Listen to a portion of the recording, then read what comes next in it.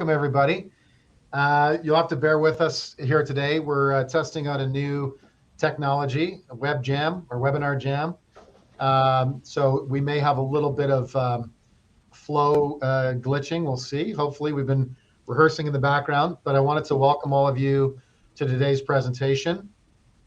We're going to be talking about OPEC, oil shortages, energy, commodities, inflation, all the stuff that's really top of mind. We're hearing about all the challenges, supply chain challenges, and how that's going to lead to massive price increases.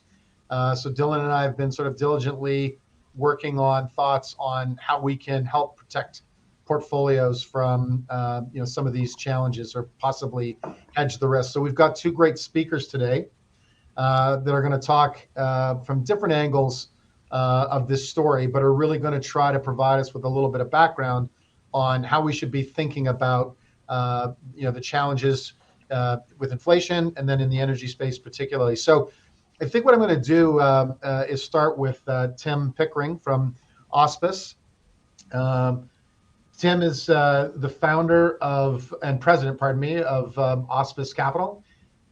He leads the strategic decision-making and the vision for Auspice's diverse suite of award-winning rules-based quantitative investment strategies. So I'm really just going to have Tim for about 15 or 20 minutes, talk about his view on these issues and how Auspice is looking to face those challenges for their investor clients. So Tim, with that, over to you. Perfect. Let's see if I can get the presentation rolling. Can everybody see that? Yep. Okay, perfect. So yeah, a little bit of background on Auspice. So we manage about 500 million of assets across a number of channels, both in the U.S. and Canada. So just quickly, that ranges from advisors like Jeff and his team to pension funds like Alberta Teachers, university endowments like U of A, as well as some retail products in the U.S. that we've partnered with a group called Direction Funds. We have an ETF on the NYSE that's actually a commodity-related product, which we'll talk about. We've been publishing some of those products as indexes via the NYSE since 2010, and our firm has been around since 2015. So we've been doing this a long time. My background is originally from Calgary, from Saskatchewan originally, and then educated in Calgary. Went to Toronto Dominion Bank through their trading development program out of undergrad. Went on to trade for Shell and left and started Auspice in 2005. So we've got a fairly long track record in managing commodity tilted vehicles for both retail and institutional investors. And so we'll give you a little bit of flavor. I'll go past some of the details here. One of the things people talk about, what's your edge? We came out of a very conservative Canadian banking background where what was recognized was the value in commodity investing from a diversification standpoint, but you had to do it in a very conservative, careful way. And so the way we go about that is applying rules-based discipline, some people call systematic strategies.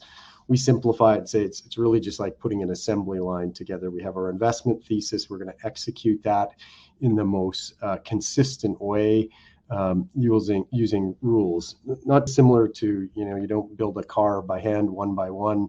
You have an assembly line process to have expertise along the way and make sure you're consistent. One of our hallmarks has been at times of crisis. If you think back to the financial crisis in 2008, if you think of energy volatility, it started to hit in 2014, and even most recently, Q1 of 2020 with COVID, our job is to provide outsized returns for our clients at those key times. And so our flagship fund does that. We'll talk a little bit about how we do that. But before we do any of that, we're going to talk a little bit about commodities in general. Just on this particular slide, our product suite, which I just about forgot about. The product I'm going to mostly talk about, again, as efficiently as I can, is Auspice Diversified. So it's our flagship product. What is its hallmark? It's been around a long time, 15 plus years. We invest this way for a range of investors. What comes out, or what is the purpose of this strategy, is to be a diversifier. It's going to yin when other things yang. It's got a negative correlation to equities, although a positive absolute return. So some people put this in the tail risk category, that you provide this type of outperformance at critical times.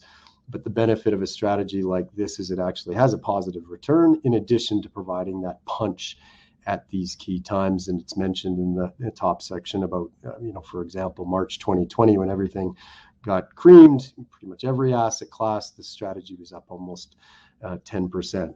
The second strategy is Auspice Broad Commodity. This is available to any investor as the COM ETF on the NYSE. COM is the ticker. And here we're just trying to provide commodity upside across a wide variety of commodities when they're moving higher. So if commodities are going higher, we want to be long. If they're starting to move down, we're going to cash, and we're protecting the ultimate capital of the investor. And the idea that this provides that commodity cycle exposure, can provide inflation protection, another strategy that's been around a long time. And I'll leave the last one, but it's where we kind of put a bunch of these things together in a package. So why commodities? This kind of gets to the heart of the matter. I know Eric's going to talk, and he's an expert specifically on resource equity. We look at our expertise as more broad commodity. Yes, I've been at the energy majors like Shell, so we understand a lot about the fundamentals. But when we look at commodities overall, one of the things we remind people of when we're talking about commodities, we're not just talking about crude oil or gold. So your two most common stops. We're talking much wider than that. And so why do commodities matter? Well, there's even a slide in here, hopefully get to. This is one of the best ways to get inflation protection. It kind of goes hand in hand. If you've got the right strategy, you can really counter this very real risk that we all have and that we're all talking about now. 2 years ago, nobody cared. Now it's a very real thing and something we all need to be very concerned about. Another reason for commodities, the diversification benefit of commodities overall is very good to equities. There's going to be times when these things move in lockstep, but when you look at it on a longer term basis, commodities as a whole, again, depends on how you go about it, can provide a diversifying return stream. The other element is almost internally within commodities. It's one of my favorite lines about commodities, and that is cotton is not like crude, is not like coffee, is not like canola. These things are all very unique, and what that provides is diversification within the portfolio, but it provides an alpha generating opportunity. These are all very unique things with very different drivers. If you go about them in a very disciplined way, this is how we can provide a unique return stream, and again, diversifying to your portfolio with that added benefit of point one, and that's the inflation protection. The last point is kind of a new point in a way, one that a lot of people didn't give a lot of weight to for a long time, and that's the green transition. The concept, and not to be political, of build back better is relevant. It's top of mind. It's top of government stimulus, infrastructure spendings, but there is no build back better without commodities. And we're gonna dive a little bit into that. So the green transition and these type of realities and commodities actually go hand in hand, where I think in many people's mind they were kind of opposed ideas. Trillions in infrastructure. When I started my career in the mid 90s, commodities were fairly out of favor. It was the dot-com boom, and commodities was this sort of old school thing. And that really started to change in the late 90s and early 2000s. A lot of that's attributed to China spending trillions in terms of developing their infrastructure. When we look at the current situation, for many reasons, we believe the amount of funding that's going into the commodity space is going to be a multiple of that. And when we look at elements of a commodity super cycle, there's really two key things that we look for. One, an extended period of underinvestment in supply. And we really had that. We're going to show you a couple of charts, but really for the better part of the last decade, commodities had been ignored, it had been villainized. There's all sorts of aspects that made this a very difficult area to invest in, just overall sentiment. And nonetheless, the infrastructure of commodities was underinvested in, and that goes pretty much across the whole board. So that's the first thing, a period of underinvestment in developing that supply or that supply infrastructure. And the second thing is a generational demand shock. And that's what came about with COVID. So we kind of have the two key elements. And we're now even getting some of the traditional investment consultants like Mercer in this quote, really pointing out that there is no transition pathway to a climate neutral world that doesn't involve commodities. So when you combine, we haven't really paid attention to this area. We've underinvested in the supply and the infrastructure. And now we've got this generational demand shock. Plus we want to get greener. This creates what we believe is the super cycle that's coming in commodities. This slide, I won't go through all the details, but what it illustrates on the left, for example, is capital expenditures in the mining sectors. On the right, it's oil and gas related, and you can see that there's been a fairly steady trend down for the better part of the last decade. So that's kind of the setup to all of this. From a cycle perspective, asset cycle on the left, what we've done is shown 10-year rolling returns in the commodity space. As you can see here on the right side of that chart, circa 2015 to 2020, we're kind of at the lowest of the low. We haven't been in this type of a low in terms of annualized returns in the commodity spaces since the 30s. So that's one data point.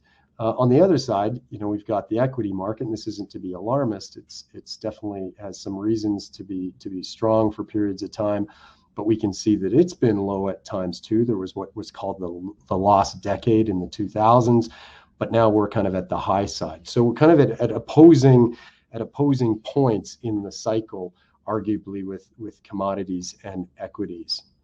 One of the things that we like to point out to people is that we're human and we have recency bias, and when people think about commodities, they really think about the most recent past.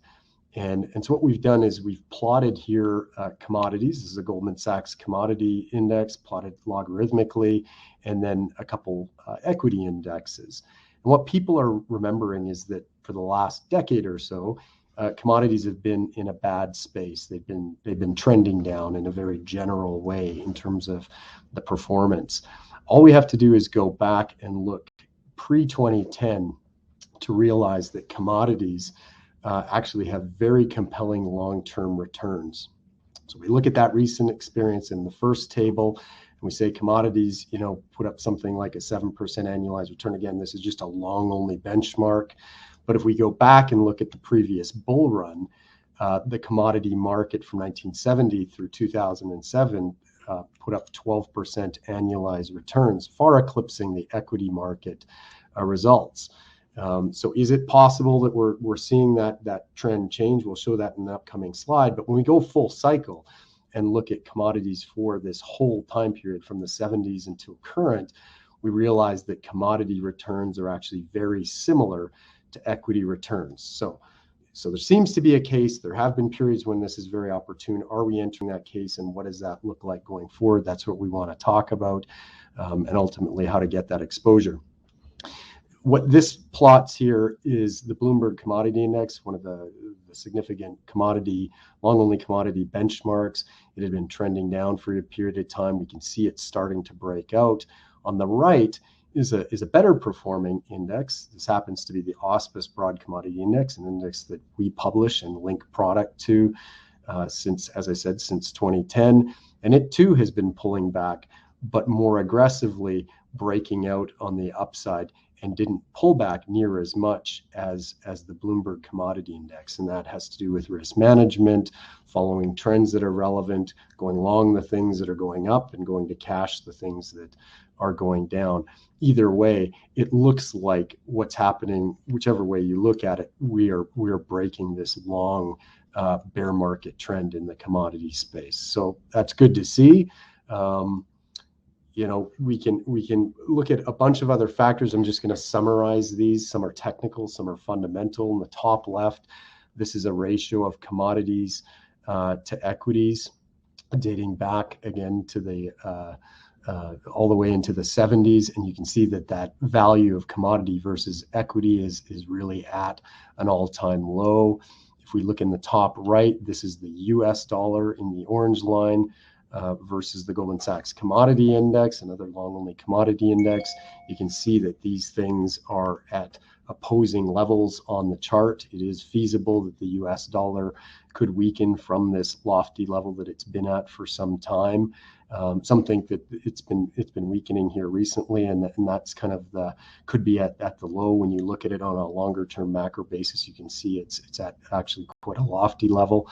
The bottom left is kind of the obvious one that even a few years ago when we showed this, people thought we were a little nuts, and this is M2 money supply. It's really a measure of inflation, and you can see that we've broken out from that period where we weren't concerned about inflation. This is a reality that we all know. There's not many people that are arguing it.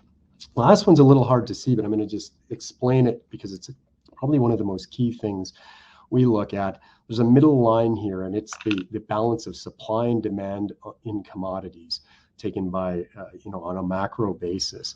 And what we see is that with the green line above the gray line, above that midpoint, there's actually more demand than supply.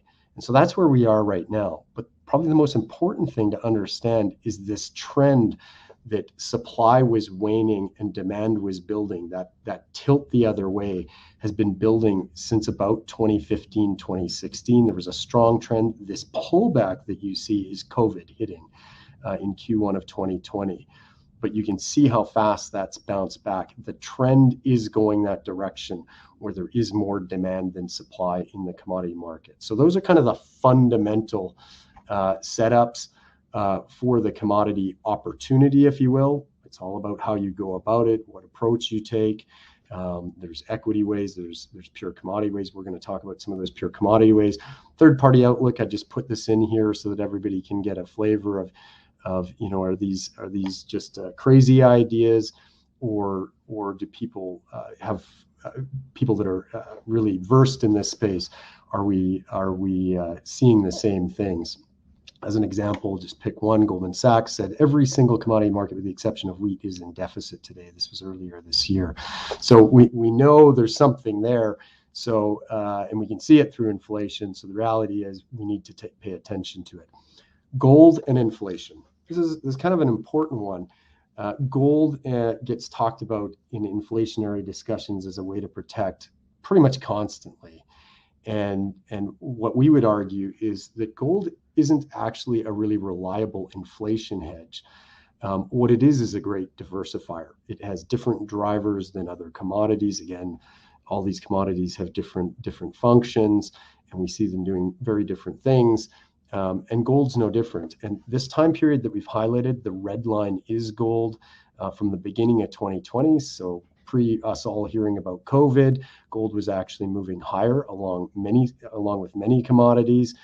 And what you started to see mid-2020, when the reality of COVID is now with us, commodities in general started moving higher. Those could be depicted by some of the Auspice strategies. For example, the COM ETF, that long-only ETF is this light yellow line. It's moving higher from about the middle of last year, and gold starts going the other way. Just a brief point in time, but what I want to highlight is if we bet everything on a single commodity, whether it's gold or anything else, that's going to be an unreliable way to protect yourself and a portfolio from inflation. Stock and bond diversification. I'm gonna leave this one, other than to say that I think the reality is that bond and stock correlation have diminishing diversification benefits in these type of higher inflationary times. So, if we think back to what we relied on in days gone past, it's probably not something we can rely on in the current reality. That's why we see many pension funds moving away from fixed income allocations and looking for other returns to provide diversification for the portfolio because of this regime that we are in. Lastly, as I think we're just about to get to some strategy stuff, effective commodity inflation strategies. This is independent research, but what you need to know is the strategies that have high inflationary hedging value are really all related to commodities. There's a little bit with respect to bonds, but again, be careful. Be careful of the environment. Almost everything in this section has to do with commodities and resources. How are we for time, guys? Yeah, thanks for checking. I was going to say that we're coming up on 20 minutes. I can give you another 5. Perfect. And then we'll move over to. Thank you. So that's the commodity setup, and so what we're going to do is just briefly talk about our flagship product that we've had out for over 15 years, used by investors from retail to family offices to institutional investors. Auspice Diversified product Jeff is familiar with, and I'm just going to make some really quick points. What comes out of the returns in this strategy is a negative correlation to equities. And don't worry about this chart. Here's what you need to know. Negatively correlated assets that have a positive return over time are really hard to find and are the most valuable thing you can add to a portfolio. You can do more of the equity upside things if you have some things protecting you at those times when equities are inevitably going to correct. That's what this strategy does. It has a negative return to equities in general. And so I'll give you 2 examples. If we go back from way back in 2007, when we fully launched this portfolio, so long track record here, all the way to fairly current here, wouldn't make much difference to right now. And we say, what is the added value to a diversified portfolio? So let's take something very basic. What the red line represents is a 60-40 balanced portfolio. If we add X% of this strategy to the portfolio, how does it help? What things does it help? So here's what I'm going to point out. Over that long period of time, you go from something like, and don't worry so much about the numbers, every portfolio is going to be different. But if we add that 20% to a 60-40 portfolio, you get a better annualized return. So that's great.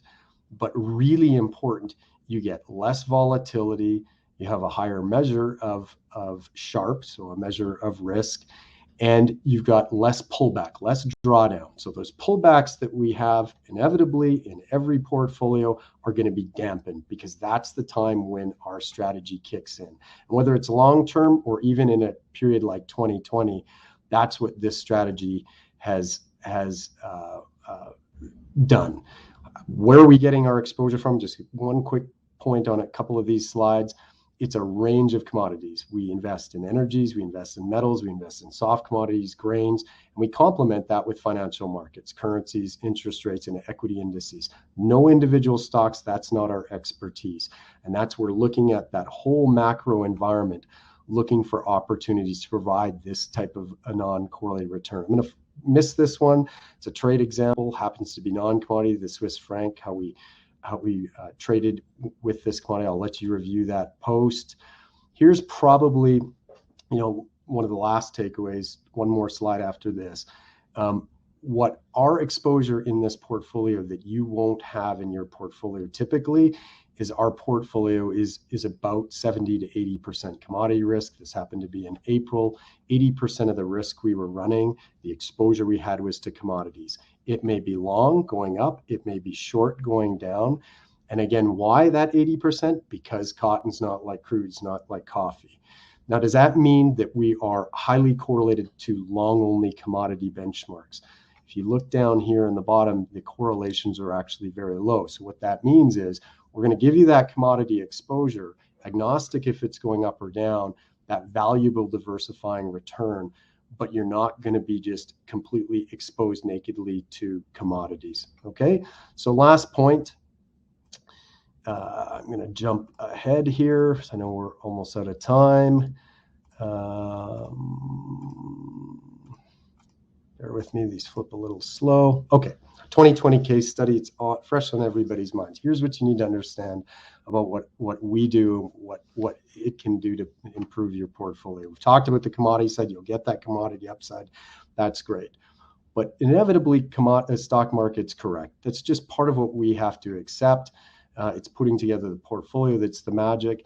These three lines represent our portfolio returns in 2020 and the stock market. It happens to be MSCI All Country World Index. And what it shows you is, we all know what happened. We rolled into 2020, things corrected, and then they've gone swimmingly since. 2021's gone well as well. Here's what we bring to the table. Is when those corrections occur, you can see we have the opportunity to generate returns. And we've done this time and time again when we see these stock market returns. Why? Because we're not just exposed to long-only resources or long-only tech stocks or even just global diversification. We've got a bigger basket. We're finding trends across that whole global macro paradigm, providing that upside punch when you need it most, and then participating as things start to get more normal. So that's a value to your portfolio, and that comes through that commodity exposure. And I'll leave it there. That's great, Tim. Thanks a lot. I know we covered a lot of ground and a lot of territory, but I think it's a pretty good setup for where we're going to go next, where we're going to talk specifically about energy. I think what we'll do, just for everyone's edification, is we'll, if we have a little bit of time at the end, depending on Eric's presentation, we might just do a couple of quick questions. I also didn't mention we are recording this, so it'll be available for replay. We're going to send it out, obviously, to some people, but if anyone wants a replay, they can just reach out to us and we can flip it back to them. So thanks, Tim. Now we're going to bring in Eric. And Eric is a partner and senior portfolio manager at 9 Point Partners. He manages the 9 Point Energy Fund, and he joined the firm in 2017 and was previously a portfolio manager at Sprott Asset Management. So Eric's going to give us a little bit of a breakdown on his views of the energy sector. Oddly enough, Eric, you were in the National Post today, so I thought that was very serendipitous to our presentation. We do have a link to that article, which we'll send out to people afterwards. So for those of you who didn't get a chance to read Eric's article in the paper today, welcome Eric Nettle to the presentation. Great, thanks very much. Happy to spend the time with you. I'm going to focus my 20 minutes on one singular message, and I want to walk through why I believe we're in a multi-year bull market for oil and why I think that will ultimately end in all-time high oil prices. And the crux of it is we no longer really have to speak to the impact that COVID had on the energy markets. What the singular compass that we use in directing a lot of our strategy, when it's the times when emotions run high and be fearful and it's easy not to deploy capital, but sometimes you really should be. Throughout much of last year, our compass was looking to inventories, because in the energy market, one of the most difficult things is availability of data in a timely manner, such as like global demand. Nobody truly knows. And so we follow inventories extremely closely because it has the strongest inverse correlation to oil price of anything that we follow. And it makes sense, right? As inventories are going up, markets oversupplied, price falls, and conversely, as we've seen throughout last year and later this year, as inventories have been falling, it puts upward pricing pressure on oil. And so what does the data tell us? It shows us that the COVID demand shock of last year that resulted in a record increase in inventories, oil glut, negative oil pricing, etc., has been completely eliminated. And in fact, the market today sits at a material deficit to the 2015 to 2019 average. That was 2-month-old data that most people rely on. And it's difficult to make informed investment decisions using 2-month-old data. And so we subscribe to the most valuable information you can get through a firm called Kepler. And what they do is they use satellites to track every vessel in the world and every storage tank in the planet. And using artificial intelligence, in about real time, they can tell us what inventories are doing globally. So it's the best information and very valuable that you can get. And so what does that data tell us? It tells us that coming into this year, there was a surplus of about 225 million barrels, and that's now been almost entirely eliminated, which we think will happen in the next couple of weeks. So really, why is that occurring? We're seeing that trend all throughout the world in the United States. And so the reasons why that is occurring, yes, demand has normalized much faster than most people believed. The most recent estimates were sitting at about 99 million barrels per day, so that's down about 2-3% versus the pre-COVID levels. We know that global gasoline, global distillates are back to pre-COVID levels. The remaining weakness is jet fuel. As you can imagine, nobody wants to fly now if your kids have to quarantine, etc. My views will normalize for oil demand by the middle of next year. The real story going forward is on supply. And what we see is a world in which supply growth cannot match demand growth for a variety of reasons.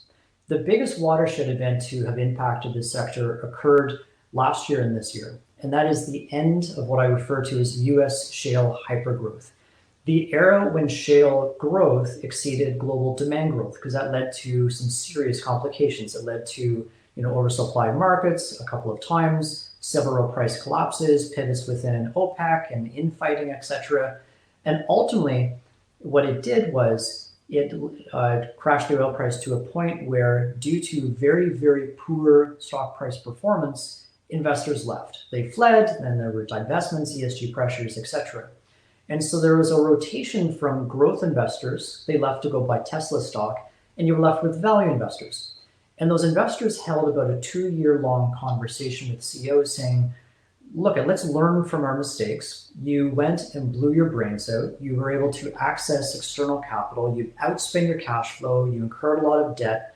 You grew production, but the only beneficiary was the global consumer by getting artificially low oil prices. Why don't you try something different? And so what they proposed, and it's taken time to codify, but the business model, the very ethos of shale companies going forward has changed from being growth seeking to being return seeking. And what the new shareholders, i.e. the owners of these businesses, are demanding of the shale companies is, forget about growth. If you're going to do it like modest, 2, 3, 4% a year, what I want is maximize free cash flow to allow for meaningful return of capital, meaning dividends and share buybacks. And it's the hope that once these significant outlays of capital are received, it will inevitably lead to a re-rating in share price valuations, because we know that energy stocks today are trading at nearly 20-year lows. And so because of this shift from growth to returns, investors have just started to get their first taste of very, very juicy yields. At current oil pricing, we'd be looking at about 14 to 16% dividend yields from US shale companies. In Canada, which is my focus, I think I'm going to do even better than that. And so once you've given a person a taste of such attractive yields, it's next level impossible to take that away from them and say, look, we need that capital back so we can go plow it into the ground, grow production, because we know how well that ended the last time. And so there's this concern within the market, like, I get asked all the time, Eric, is discipline going to stick? Here we're at $80 oil, like, when are guys going to go drill? And what I tell them is discipline is the new normal. The very business model of these companies have changed. The compensation plans of CEOs have changed. They're literally not rewarded to grow oil production. The mindset of investors, the owners of these businesses, have changed. And so while we'll see modest growth, my best estimate is about 500,000 to 700,000 barrels per day next year. That's a fraction of annual demand growth. And so the end of US shale hypergrowth is a watershed event for this sector, and it has profound implications. How important has US shale growth been? If you look back the past 10 years, were it not for US shale growth, non-OPEC production would have been flat. And so we would have already been in an oil crisis were it not for the rise of US shale. And we know that US shale growth rates were really supported by the ability to outspend their cash flow. If you generate $1, you spend $1.50. Well, that 50 cents had to come from somewhere. It came from the stock market, it came from banks, it came from the high yield market. Today, banks want out of this industry so that they can achieve their own net zero aims, and the market is completely closed to growth. And now you've got investors like myself in Canada saying, don't you dare grow production go buy back your shares, give dividends so that you can get a re-rating from your trading multiples, which happen to be like 1/4 of historical levels. And so this is a very, very meaningful and still misunderstood development in the energy sector. As important as that was, I think 2022 will have an even more important catalyst for the energy markets, and that is the exhaustion of OPEC spare capacity. Inventories healed as quickly as they did this year because demand normalized, but most importantly, OPEC removed barrels from the market, and they are now in the process of slowly returning them very methodically as the oil market and demand heals. And so the best estimate is they're sitting on today about 3.5 million barrels per day. They're returning methodically 400,000 barrels per day per month, so long as market conditions allow. And so one can do the math, 3.5 out of 0.4, etc. Within a year from now, OPEC will have exhausted its spare capacity. And if you think about what the average petrostate has had to deal with over the past 6, 7, 8 years of very low oil pricing, where it's well below fiscal break-evens, their ability to be going concerns is literally in question.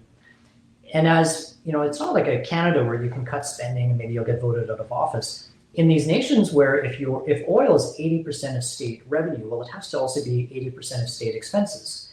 And in these countries, there's a social contract between the state and the population, and that is we will offer subsidized power, well-paying government jobs, free education around the world, etc. The flip side to the contract is don't go out into the streets and affect regime change, because we know what happens to those leaders, what happened to Gaddafi in Libya and others in the Arab Spring. And so during this past 6-7 year period of depressed oil prices, the easiest thing to cut in terms of spending from these countries was investment in new productive capacity, especially if you're spending money today and you're not getting $1 revenue for another 4, 5, 6 years, because that's how long it takes to bring on these major projects. And so there's a lot of skepticism around OPEC's ability to even bring on the remaining capacity. And I give you 2 examples to corroborate that. When we look at Nigeria and Angola, both countries are underproducing what they're allowed to right now, and they're sacrificing literally hundreds of millions of dollars a month in lost revenue. And so logically, you'd ask, well, why is that? And it's the beauty of the oil and gas business. It's massively capital intensive. You need money not just to stay flat, but if you don't spend money, your production falls because you're always battling a decline rate. And so within OPEC, as these countries have not been sufficiently investing, they've effectively been eroding their ability to meaningfully increase capacity. And so throughout much of this year, the remaining elephant in the room is really Iran, and there were some headlines about discussions today and whatnot, which I think is a smokescreen. Within Iran, when you account for barrels that are being smuggled at seas, ship-to-ship transfers, you can see with satellites, through smuggling on shore, through inventories in China, they're magically increasing that you can't really account for when you can track vessels entering. My estimate is real Iranian capacity is about 700,000 barrels per day. So that's about 6 months of global demand growth. And this is the last remaining, low area of hanging fruit for easy additions to the market. And so when we look at the exhaustion of OPEC spare capacity by the end of next year, the end of US shale hypergrowth, and then the last component to my thesis in terms of why we're in a multi-year bull market for oil, and that's the lack of sufficient spending on the part of the supermajors. And these guys represent about 40% of global oil supply. We know they stopped meaningfully spending back in 2013, 2014, as the oil price collapsed. And we can account for the last of the large supermajor projects, the big offshore projects, that were sanctioned in an era of $100 oil have now come online. The biggest one is Johan Sverdrup in Norway. And so as these projects have come on, and as you've basically depleted your inventory of additional projects, you're now subjected to your decline rate, which offshore is about 10%. Compounding this problem is the rise of ESG investing, which is putting enormous pressures on these companies, not to keep production flat, but to allow it to fall, to free up capital to invest in renewables, global offshore and solar, etc. And so there's a line that I've kind of coined that's very, very accurate, and that is the fear of peak demand is leading to the reality of peak supply. This fear about, well, what does demand look like 10, 15 years from now is having a profound impact on companies' abilities to invest today, that is having an impact on supply growth today. And now you've got ESG investing, which is just cementing that trend in place. And so what we see is when we look at a general, like a holistic measurement of all of these countries put together, we're looking for, at best, flat production from 40% of global oil supply till the end of this decade. And plus you tap on top of that, the demonization of our sector, where you've got the AOCs of the world saying that oil executives should go to jail for destroying our planet, when you've got a gentleman like on the left that swears at an analyst on live television saying, how can you dare recommend an energy stock because it's supporting the destruction of our world? Such emotional language is just supporting this trend of significant underinvestment. When the IEA earlier this year says, and this demonstrates the profound level of energy ignorance and frank stupidity that's very, very pervasive, I'm going to paint a picture in terms of demand growth globally for the next 10 to 15 years, at which point there's only a gradual decline. And I mentioned you're battling a decline rate every year where you lose production if you don't bring on new. And yet the IEA, which is the spokesperson supposedly for the energy industry, is saying that we don't need another new oil project to be sanctioned forever in order to reach our decarbonization goals.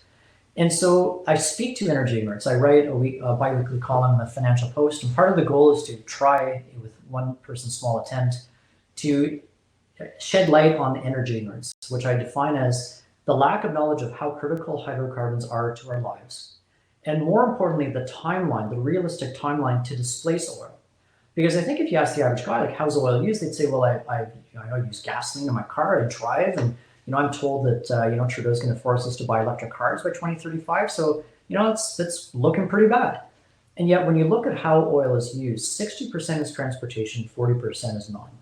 And every competitive threat you can identify to oil, such as passenger cars, that's 27% total oil demand usage. Yet when you think, okay, well, electric cars, we've got 1.3 billion internal combustion engines to displace before they're not consuming oil. And EV sales last year were 5 million globally. And yes, that's going to ramp aggressively. And yet you can do the math and it's going to take a bit of time. And oh, by the way, for all of us to be driving electric cars, I've got Elon Musk saying that, in the United States, they have to double the total power generation capabilities in the United States of America. And then you've got the Biden administration saying, well, by 2035, we want to completely decarbonize the power grid. And so there's well-intentioned government policy over here, and then there's our energy reality over here. And the chasm that currently exists cannot forever. Eventually, those two factors have to meet. And so when you look at transportation to 60%, whether it's hydrogen for heavy hauling trucks, 2040s before we reach critical mass, EVs, we're 2 decades out, renewable jet fuel for air travel, decades out. When you look at the 40% of oil demand, so this is not related to travel, this is consumptions, things like petrochemicals, plastics, rubbers, lubricants, medicine, makeup, 2,000 plus different applications where oil is critical. Demand growth here is predicated on two things and two things alone: population growth and rising living standards.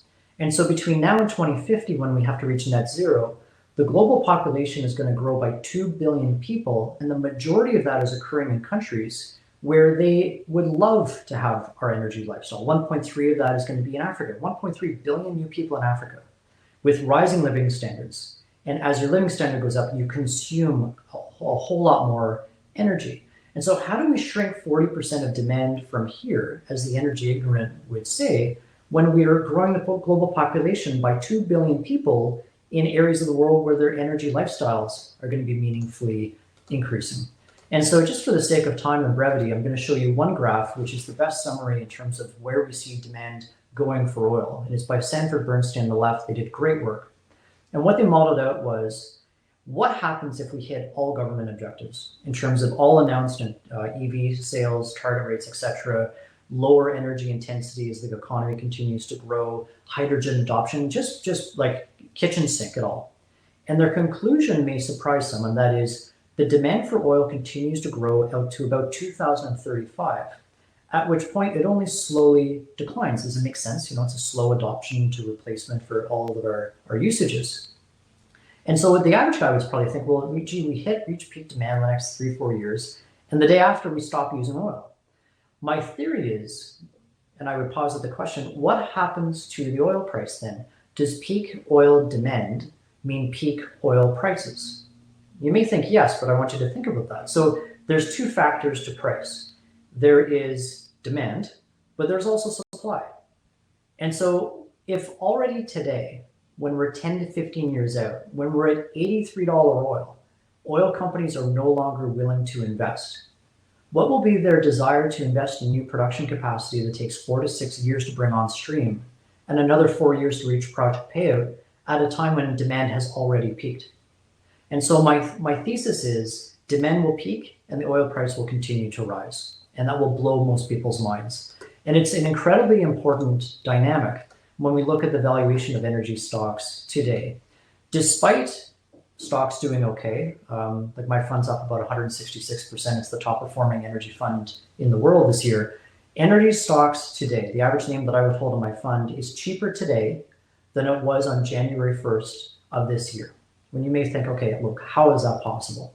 And so we know last year was dismal from an energy performance standpoint. I think we were down roughly 27%. Names were down a heck of a lot more than that in the earlier part of the year.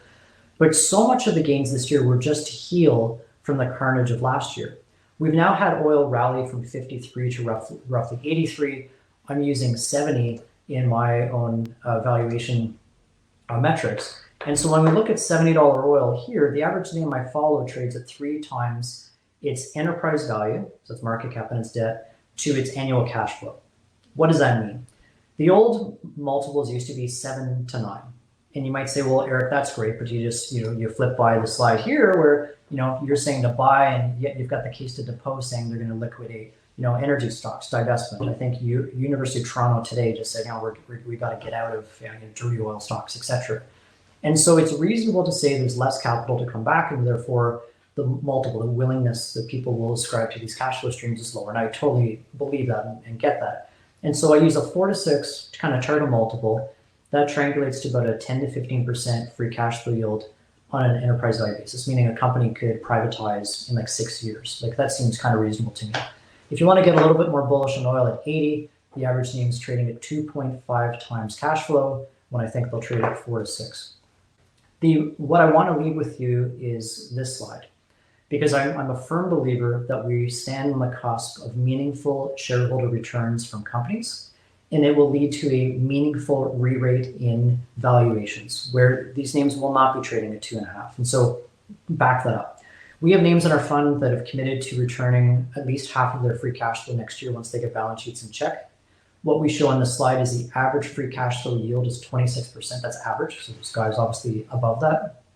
We have names that we think will be coming out with 15% plus dividend yields early next year. And I would submit to you that names, so long as the market thinks this is sustainable, will not trade at 50% yields sustainably. The other dynamic to demonstrate just how mispriced energy stocks we show on the left-hand slide. The reason why I made this graph is I would have investors say, well, Eric, it sounds great and all, but how do I buy an energy stock when I don't know what demand looks like 10 years from now? And so I wanted to have one tool to completely neuter that concern. And so what I show is the average energy stock that I follow in Canada at $70 oil, $13 lower than where we are today, could not just become debt-free, but they could buy back all of their shares outstanding with just 5.3 years of free cash flow. And so the concern about what does the outlook look like in 2030, 2040, we're all driving electric cars, we're not using plastic straws, etc. That ignorance, that energy ignorance, is offering a generational opportunity. Because if companies can retire their entire capital structure in 5 years, you're getting complete free optionality on the cash flow streams beyond that. And many of these companies would have 10 years, 15 years, 20 years of resource, which literally right now you're getting for free. So as good as it's been, I referenced the column that I write every 2 weeks. I think the tagline was the party's just getting going. For a while, some of us felt like that guy that showed up to a party two hours early. And now the guest of honor, the generous investor, is knocking on the door. And so the imminent return of meaningful capital from the large companies to the small companies, I believe, is going to force a re-rating of the sector from what is now the most attractive valuation level that I've ever seen in my career. And My fund, I don't want to give too long of a commercial, but been running it for 12 years. Yes, it's been through the most challenging bear market in the history of this sector, but we've done a pretty good job in terms of being, meaningful upside capture. We're frankly, there's not many of us left, so it's been a bit of game of survivor. And so both in 2019 and this year, we were the #1 in the world. And so I'll end it there, and I'd like to open it up to some questions. Well, that's great. Thank you very much, Tim and Eric. I don't know, Tim, if you can come back and join us with your camera, that would be great. Look, we don't have a ton of time. I had it turned off. Sorry about that. That's all right. We don't have a ton of time for questions, and it's funny. We've had some that have come in, and I'm looking at them, and a lot of the questions have been answered. So I kind of want to give an opportunity to both of you to maybe expand on some things that you talked about that stuck out for me. Tim, I'm going to go to you first, and I guess what I'd ask you is, because we're looking at putting a certain percentage of clients' portfolios into the diversified fund, because we think that that's what it will do for us. It's a great diversifier and really plays into this theme of commodity push and inflation. What would be your 30-second, the best reason to buy Auspice diversified, based on where we are right now? What's your most compelling point on that? I mean, there's really two core reasons. It's that ability to perform at times when equity markets inevitably correct. So that's your first reason. You get a crisis alpha performance that has a long history of doing that. So that's kind of the first thing. The second thing is you're getting long-term negative correlation to equities. We've got a positive return and a negative correlation to equities. So that's accretive to a portfolio. That just made your portfolio stronger as well. So we've limited the pullbacks. We're making it stronger. The third point is that inflation protection. We should all be worried about it, whether you just want to play the commodity super cycle up, or you've got a longer term view, or you're just worried about inflation. Because of our commodity tilt, you'll get that as well. So you're getting multiple benefits within this strategy. If we thought, I want to balance the conversation. If we thought that this was going to be a extraordinarily low vol time like 2019, it's an equity story for the next decade. Commodities have no reason to go up. We're oversupplied. It's been there before. Then we're the wrong tilt. But in this environment, we have the exact right tilt. We're very experienced in this space. I've never been more excited in my career than right now. Fantastic. And Eric, you did steal a little bit of my thunder. And again, you pull out your performance numbers. And I thought your comment about how, from a valuation perspective, based on what's happened with the commodity, that the stocks in your portfolio are not less expensive today than they were 10 months ago. I mean, that just seems crazy. You alluded to it. If I was going to ask you, what inning are we in? Lots of people would look at your year-over-year return and go, man, it's got to be like extra innings. And you're talking about it just starting, and I think that's really interesting. I guess maybe just expand on that a little bit. Like, there's a lot of people that are going to look at it and go, I feel like I missed this one. Maybe just like a clarifying point. I know you talked about it, but maybe if there's one sort of statement you want to make, and sorry, one other thing you mentioned, I think that's really critical for viewers to think about is the energy ignorance. I mean, I have this conversation with people nonstop.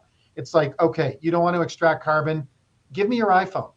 Are people aware that Apple has a 30% larger greenhouse gas footprint than Suncor does? I mean, would we look at those two companies in a similar light? So I really like the way that your investment thesis going forward, the way you've talked about it, but maybe just reassure people that, hey, this thing's just getting going. Like, what's your most compelling statement on that? So at the current oil price, an average energy company in Canada can become debt-free and privatized with about 3.3 years of free cash flow. At the current oil price, they could pay a 30% dividend while keeping production flat, and many of them would have the ability to do that for well over 10 years. And so I understand, and it's the reason why the column that I wrote today was, what could derail the bull thesis, and is the party over? And I get asked the baseball inning analogy is a popular one. I don't even know if the players have taken to the field. And that may sound a little cheeky, but when the conversations that I get from trading desks, generalists, which represent enormous amounts of capital. Like I'm the largest energy fund in Canada, but in the grand scheme of things, I'm still a rounding error to about 780 million. And so you need those large generalists that managing the $30, $40 billion pods to come. And every single day, they are calling the biggest trading desks in Canada saying, look, I know we haven't talked for 3, 4, 5, 6, 7 years, but I need to get up to speed.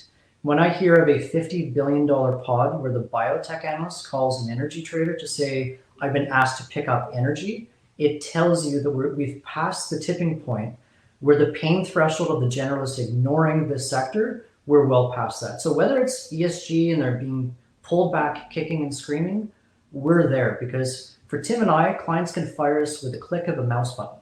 We need to perform every day. And so that performance anxiety, it's palpable right now. And so that's very, very meaningful. We're going to have Q3 earnings. I think a number of companies are going to announce return of capital initiatives, and it's just going to be gasoline right onto the fire. Look, I got to thank you two gentlemen for talking about these subjects in the manner that you have. I mean, there's a lot of common sense in what you've talked about. This definitely ties into what Dylan and I are thinking about as to how we're going to incorporate your two strategies and some others into our portfolio mix. It's been a great session. We'll send it out to others, and we thank you for speaking with us today, and we would welcome you back to give us an update 6 months, 12 months down the road. But we're excited, as you are, about the possibilities for moving forward with these strategies. So, gentlemen, thank you very much. Thank you to everyone who's been on the call. I think with that, Dylan, you're the moderator. You're going to sign off, but gentlemen, we'll be in touch. And thank you again. Thanks, everyone. Have a great day. Day.